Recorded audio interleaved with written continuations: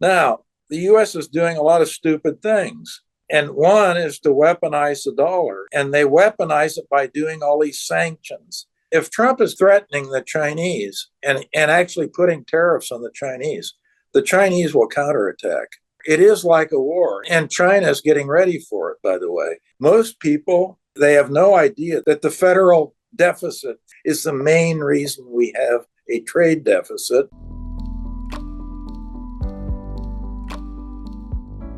High tariff policies or protectionist policies in general, I'm totally against them. I was one of President Reagan's advisors in the early 1980s. And my position at the President's Council of Economic Advisors, as well as the U.S. Treasury and the Office of Management and Budget at the time, as well as Reagan, by the way, we were free traders. That means against tariffs, against quotas, against sanctions, all of these interferences against. So that's my position. But I think policies that the U.S. has engaged in actually have been very damaging to the U.S. Now, let's go fast forward to Trump.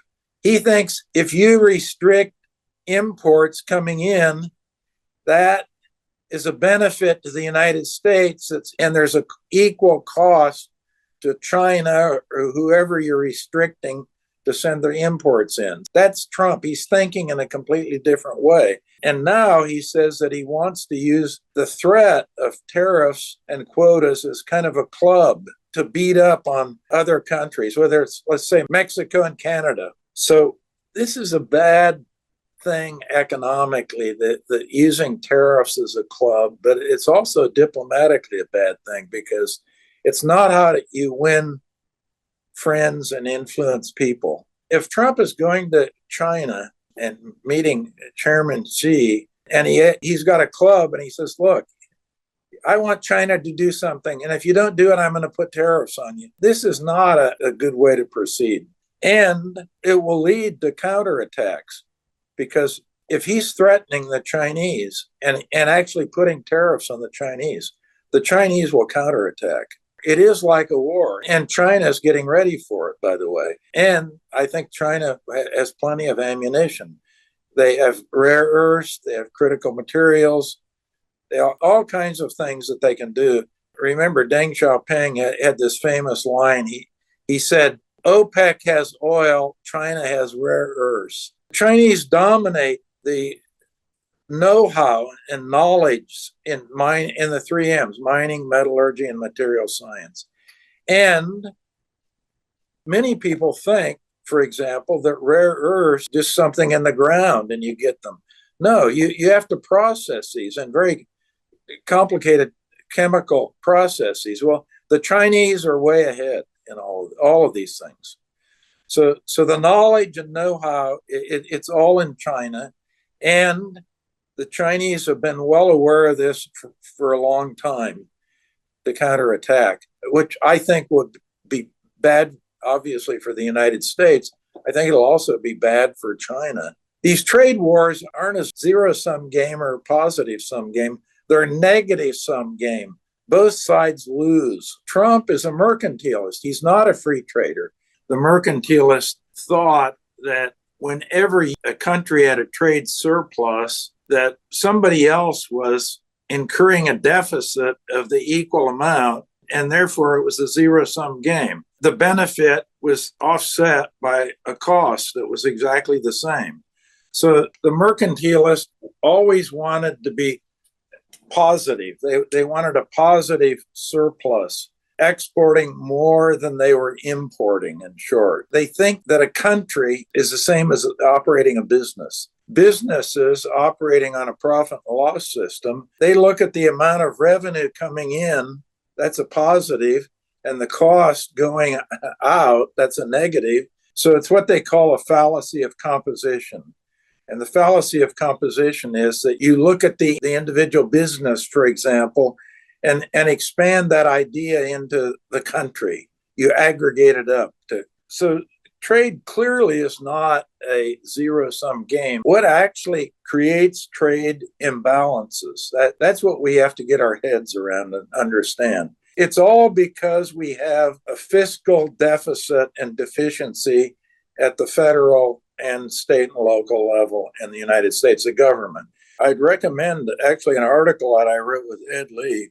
It's called The Strange and Feudal World of Trade Wars. We go through the standard identity in economics is savings equal investment. And if savings is less than investment for the economy, you have a trade deficit equal to that differential.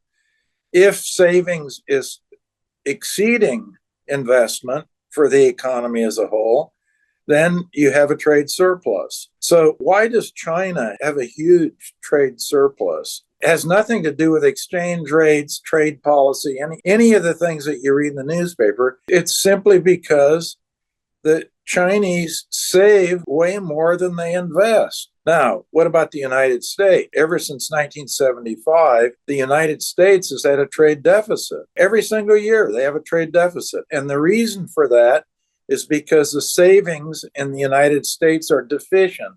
They're much less than the investment that's going on in the United States.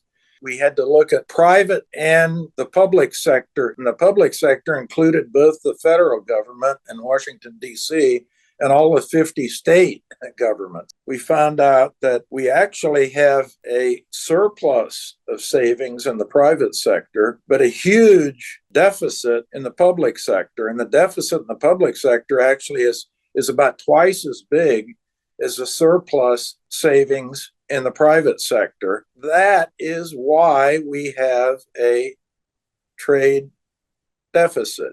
That's not a problem. It's not a problem at all because the U.S. can easily finance that and borrow very cheaply to finance it because, of course, we've got the world's greatest currency is the U.S. dollar. And we can borrow almost unlimited amounts for low interest rates. And we've been doing that. And so that's how we finance this. And so if we wanted to change policy in the United States, this wouldn't be a good idea, by the way.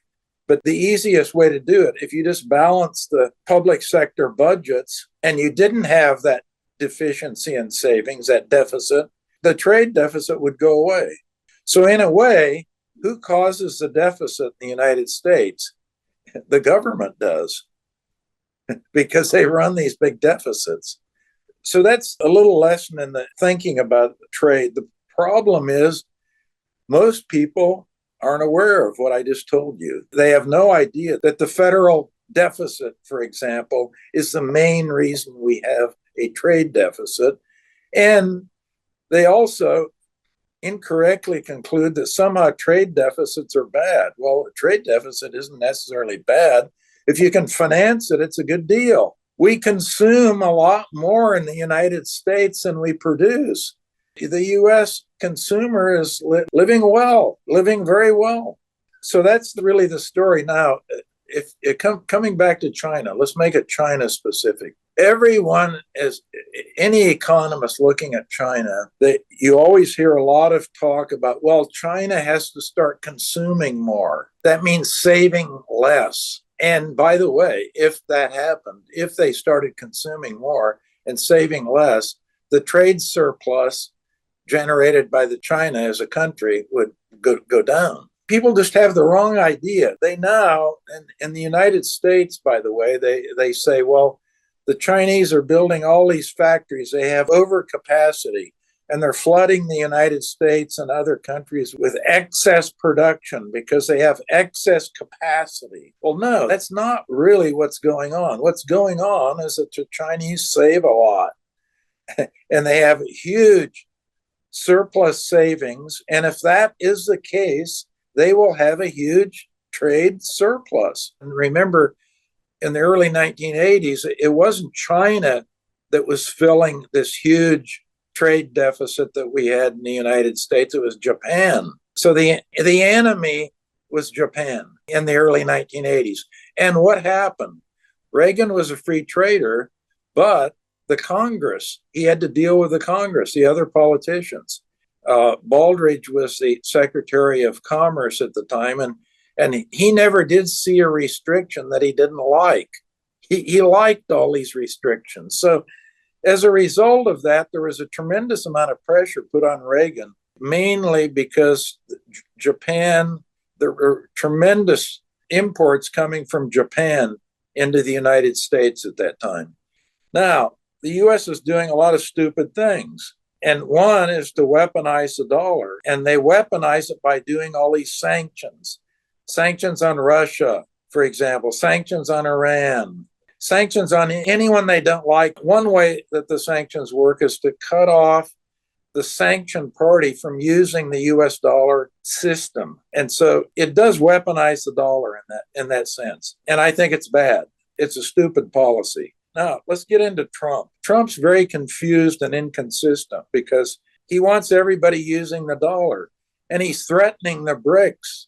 If they don't use the dollar, he's threatening them, you see, with a club. He's got the tariff club he wants to hit them with. So that's one side of Trump. But he's pro-dollar, but also he's negative dollar because he wants to keep sanctions. He claims he's going to have even more sanctions on Iran. He's very pro-cryptocurrencies, and that's a negative for the dollar. Like many of his economic ideas, there's an inconsistency there. If you weaponize the US dollar, you weaponize anything denominated in US dollars like US Treasury bonds. This is one example because it makes people a little anxious. If you weren't weaponizing, people would be willing to hold those bonds and even hold them and receive lower interest rates than now. Now they demand a little higher interest rate because there's more risk. Maybe the Chinese have decided, well, maybe a good idea to sell some of those bonds because we don't know what the U.S. might do to us. Deficit and debt are a big problem. They are not sustainable. And if something isn't sustainable, it will stop. So that will be corrected. Either the U.S. will have to slow down government spending and not spend as much, or increase taxes, direct taxes, or increase the inflation tax. Those are the only three possible ways that you can stop the deficit. But the dollar is going to remain king. You just can't knock the king off the throne easily. As you can see, if you go back 2,500 years, you only have 14 kings. So they don't change very often. It's very hard to change them. So that's the background. 姐妹们总烦恼脸上细纹干燥与暗沉，现在起跟我一起放心交给 KS Royal Face 皇家颜值逆时奇迹系列。KS Royal Face 皇家颜值逆时奇迹系列，它添加5种 EGF， 专门防止肌肤老化，强化皮肤修复，增加肌肤弹性水嫩，轻松抚平皱纹，换回青春自信。KS Royal Face 皇家颜值逆时奇迹，护肤露、全效精华、精华霜，即刻启动冻龄密码。